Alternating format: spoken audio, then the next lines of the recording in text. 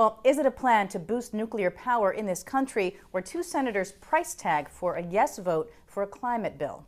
Today, Republican Lamar Alexander of Tennessee and Virginia Democrat Jim Webb unveiled legislation that would spend $20 billion over the next 10 years to double nuclear output. Clean Sky's Dan Goldstein is here with the details. And Dan, the senators say they designed this as a standalone bill, but could it be merged with the climate bill in return for their votes? Well, that's certainly going to be up to Majority Leader Harry Reid. Here's what we do know. Republicans and many Democrats have been pushing strongly for more nuclear power in the U.S., especially if the country goes down the route of cap and trade. And the EPA's own analysis of the cap and trade bills passed in the House assume that the United States will have to build 100 nuclear power plants by 2030. So this bill, at least according to Alexander and Webb, would get us there. Now, the bill would provide $100 billion in loan guarantees for carbon-free electricity plants, something the nuclear industry was adamant about getting, considering how much it costs to build a nuclear plant.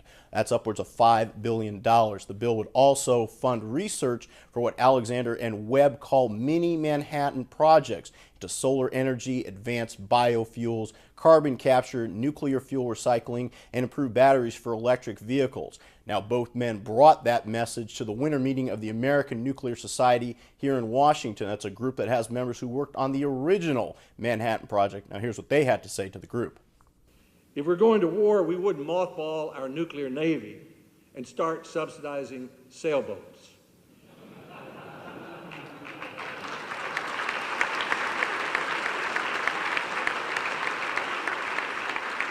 If climate change and low-cost, reliable energy are national imperatives, we shouldn't stop building nuclear plants and start subsidizing windmills.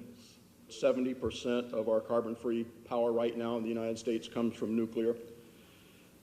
It is the best way for us to address both of those situations, the thirst for energy and the need to reduce carbon dioxide emissions.